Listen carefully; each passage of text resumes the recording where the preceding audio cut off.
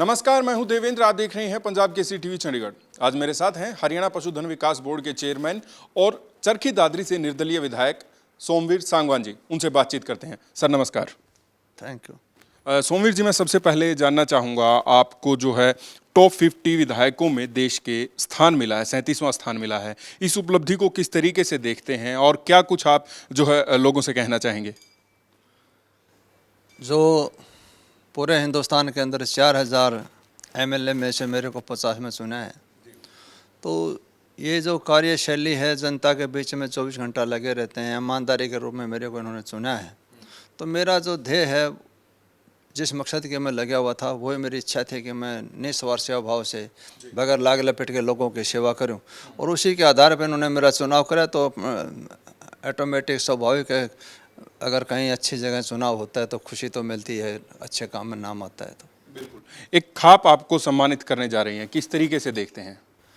पूरे हरियाणा की खापें, जितने 36 बरादरी के समाज जो खापें हैं, 29 तारीख को सम्मानित करने जा रही हैं। अच्छा अनुभव है, भाई प्रोत्साहन दे रहे हैं, मैं इससे प्रेरणा लूँगा और आगे बढ़ूँगा।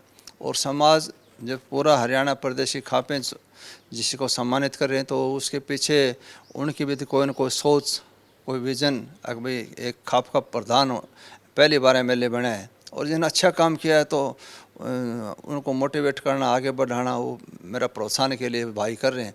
तो उनके दिखाए हुए रास्ते पर और कोशिश करूंगा, मैं अपने और भी ज़्यादा सुधार की गुंजाइश करूंगा, और भाइयों की सेवा करने में जितना भी मेरा प्रयास होगा पहले से ज़्यादा, क्योंकि और ज़्यादा जिम्मेवारी मेरे ऊपर आगे की। जब भाई मेरे को मान सम्मान दे रहे हैं, समाज मेरी तरफ देख रहा है, तो मेरा भी कर्तव्य बनता है कि मैं और ज़्यादा मेहनत से हल्के की, जनता की, प्रदेश की भलाई में जितना भी निरंतर प्रयास करूंगा, ईमानदारी के साथ अपने कर्तव्य का निर्वाह करूंगा। एक जनाब 1983 पीटीआई टीचर्स जो कि बर्खास्त कर दिए गए हैं, उनके समर्थन के लिए आप जींद में पहुंचे।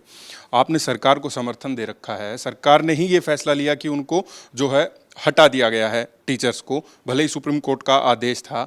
इस हम एक बगावत के रूप में देखें कि सरकार के विरुद्ध आप गए हैं, या फिर कोई और चीज़ है कि आप उनकी सुलह करवाने के लिए, या कोई और मकसद? ऐसा है, मैं सरकार का एक हिस्सा समर्थन दे रखा है, तो मैं इस समस्या के समाधान के लिए गया था कि मैं इनका कोई समाधान निकला हूँ। मेरी आत्मा को पीड़ा थी। माननीय सुप्रीम कोर्ट का आदेश था, पिछली सरकारों की गलती का परिणाम चुनाव आयोग ने, जिसने भी ये चयनित एचपीएस एसएस बोर्ड का सिलेक्शन कराया, उसी कार्यशैली में कहीं ना कहीं कमी थी, जो सुप्रीम कोर्ट ने उसको निरस्त कर दिया। और वो कम से कम 2000 परिवार आज रोड पर आ गए, तो एक पीड़ा थी। उस समस्या का समाधान मैं करूं, और भाइयों के बीच में जाके उनका समर्थन करने के लिए मैं गया था, और मेरा प्रयास था कि मैं इसका किसी तरह से कोई रास्ता निकल जाए। मैं तो पहले भी एक सामाजिक पंचायती एमएलए होने के नाते मेरा कर्तव्य बनता है, पंचायती आदमी है तो काम है फैसले कराना, और सरकार के माध्यम से बैठ के उनकी माने मनोहर लाल जी के साथ मीटिंग कराई, एजी साहब से मीटिंग कराई। एलआर साहब ने जो रिपोर्ट दी कि सुप्रीम कोर्ट के आदेश का जो पालन है उसका करना पड़ेगा, अगर हम उसके खिलाफ कोई बात करेंगे तो कंटेम्प्ट टू कोर्ट बन जाएगी, जो सरकार के खिलाफ जाएगी।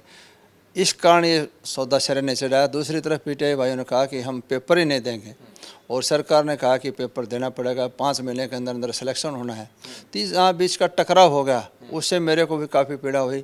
आज जिस काम को प्रयास था चढ़ाने का, कि पंचायती आदमी किसी फैसले का लगातार प्रयास करता है तो वो सिरे नहीं चढ़ता है, तो वो पीड़ा होती है।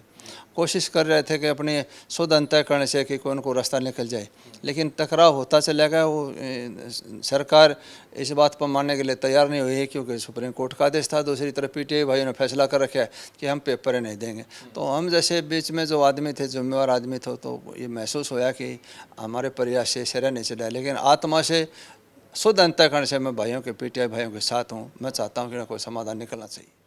आपको लगता है कि सरकार उस वक्त कोई रास्ता निकाल सकती थी? क्योंकि विपक्ष लगातार कह रहा है कि अगर सरकार चाहे तो जो है इन टीचर्स को दोबारा से रखा जा सकता है, कोई टेक्निकल अगर खामी है उसको दूर किया जा सकता है। वहीं नेता प्रतिपक्ष भूपेंद्र सिंह हुड्डा ने कुछ दिन पहले प्रेस कॉन्फ्रेंस कर ये कहा था कि वो प्राइवेट बिल लेकर आएंगे और उसमें देखते हैं कौन उसका समर्थन नहीं करता है। मैं जानना चाहूँगा, आप उसका समर्थन करेंगे या नहीं करेंगे? दूसरा, क्या सरकार के पास कोई रास्ता था? आपने बात की। अगर आप माने भूपेंद्र हुड्डा का जिक्र करते हैं, ये सारा सौदा तो उन्हीं के टाइम हुआ। उन्हीं की तो गलती का परिणाम है। जो उस टाइम अगर ठीक ढंग से इनका अपॉइंटमेंट हो जाता तो आज ये नौबत नहीं आती। जहाँ तक सरकार को प्रस्ताव लाने की बात थी, अगर सरकार इसमें प्रस्ताव ला सकती थी तो सरकार ने तो खुद कहा था कि हम इसके खिलाफ प्रस्ताव ला सकते हैं, लेकिन कानून कोर्ट की कंटेम्प्ट टू कोर्ट बनता है, इसलिए एलआर ने भी मना कर दिया, एजी साहब ने भी डिस्कस करी। लेकिन जो चीज़ सरकार नहीं कर सकती थी उन्होंने जो मेरे को बताया, अगर भाई एलआर से भी हमारी बात हुई, एजे से भी बात हुई, मैंने मनोला जी से रोहतक के अंदर मीटिंग भी कराई, तो अपनी तरफ से प्रयास कराया था कि कोई रास्ता निकल जाए। लेकिन सरकार की भी अपनी मजबूरी इन्होंने जाहिर की कि इससे हम आगे जा नहीं सकते। और जहाँ तक प्राइवेट बिल की बात है, अगर प्राइवेट बिल से इनका समाधान हो जाता है, कोई रास्ता निकलता है, तो मैं गारंटी के साथ कह सकता हूँ मैं भाइयों के साथ हूँ, मुझे कोई दिक्कत नहीं है। अच्छा, एक एग्ज़ाम देने की बात लगातार सरकार कह रही थी कि इन पीटीआई टीचर्स ये एग्ज़ाम दे, कल एग्ज़ाम भी हुआ तो 125 जो हैं पीटीआई टीचर्स करीबन है ये आंकड़ा, उन्होंने एग्ज़ाम दिया और बाकी ने नहीं दिया। इसको आप किस तरीके से देखते हैं? ऐसा है, जो एग्ज़ाम इन्होंने देना चाहिए था, और किसी चीज़ का टकराव से कोई समाधान नहीं है, रास्ता निकलना चाहिए। और सरकार ने अपनी तरफ से जो हमारी बातचीत हुई, उन्होंने अपनी भी मजबूरी बताई कि कानून के अंदर हमारे भी हाथ बंधे हुए हैं, सुप्रीम कोर्ट से हम ऊपर नहीं है, स्टेट गवर्नमेंट ने कहा। लेकिन मैं चाहता हूं कि अगर उन्होंने पेपर देते, कुछ बच्चों का सिलेक्शन होता, कुछ रहते, सरकार उनको और कोई बहाने से रिलीफ दे देती तो लगभग समस्या समाधान हो सकता था। लेकिन दोनों तरफ से सरकार की तो मजबूरी बता दी कि सुप्रीम कोर्ट के खिलाफ हम जा नहीं सकते, अविश्वास जो प्रस्ताव ला नहीं सकते, और पीटीआई भाइयों ने कहा कि हम पेपर दे नहीं सकते, कि हमारे पास पेपर का उसकी तैयारी नहीं है, या 10 साल 55 साल के को 50 साल 45 साल की उम्र रही, पढ़ने की उम्र नहीं रही, तो एक टकराव होता चला गया। और वो रास्ते में बीच में सौदा होने के कारण बच्चों ने पेपर, पीटीआई भाइयों ने पेपर नहीं दिए। मैं नहीं समझता कि इन्होंने पेपर देना चाहिए था। चलिए, इससे अलग बात कर लेते हैं। पशुधन बोर्ड आपके पास है, पशुधन विकास बोर्ड, किस तरीके का कार्य अभी तक आप कर पाए हैं? करीबन 10 महीने हो चुके हैं आपको विधायक बने, उसके बाद आपको चेयरमैन पद मिला। इस दौरान आप क्या कुछ कर पाए हैं इस बोर्ड के लिए? मैं पिछले 25 नवंबर से मुझे चेयरमैन का मौका मिला, तो सबसे पहले तो माननीय मनोहर लाल जी से जो नस्ल सुधार के लिए सीमन का जो टीका लगाती थी सरकार पहले, वो 500 रुपये पर टीके के हिसाब से मालिक से लेती थी। करनाल के अंदर माननीय मनोहर लाल जी से हमने कहा, और उन्होंने अपने अपील को, हमारी अपील को मंजूर कराया, और उन्होंने उस टीके के 200 रुपये पर टीके के हिसाब से किसानों को मुहैया कराए। काफ़ी किसानों को राहत मिली। दूसरी बात, जो पशुधन के विकास के लिए जो बात थी, अभी कोरोना के कारण थोड़ी रुकावट है। जो हमारी योजना है, एक तो गौ माता जो रोड पे घूम रही है, सरकार से ये मेरी अपील है, मुख्यमंत्री जी से भी कहा था कि इस रबी की फसल से आने वाले नवंबर के महीने तक गौ माता की समस्या समाधान हो जाना चाहिए, कि रोड के ऊपर माता घूम रही है। वो हमारे हिंदू धर्म के अंदर इससे बड़ा और कोई पुण्य कार्य हो नहीं सकता। और मैं तो खुद गौशाला का प्रधान रहा हूँ 5 साल, गौ प्रेमी रहे हैं, पीढ़ियों से हम तो गौ पालते रहे हैं। तो ये भी चाहता हूँ कि इस गौ माता की समस्या समाधान, इसके बारे में अगले बोर्ड के अंदर हम अपनी मीटिंग में बात रखेंगे, कोशिश करेंगे कोई को रास्ता निकल जाए। और इसका सिर्फ एक ही समस्या समाधान है, और इसका रास्ता कोई गौ माता की समस्या समाधान एक है। एक तो जो इटली के कंपनी जो है टिक्कर लेती है, जो गाय के बछड़ी पैदा होती है, वो 10 साल का प्रोसेस लंबा है। वो टिक्के लगाएं, सिर्फ बछड़ी पैदा हो, वो लंबा टाइम दूध भी देती है। दूसरी जो साहिवाल, ये जो दूसरी नस्ल अमेरिकन है बाहर के, जो इनके ऊपर रोक लगाई जाए।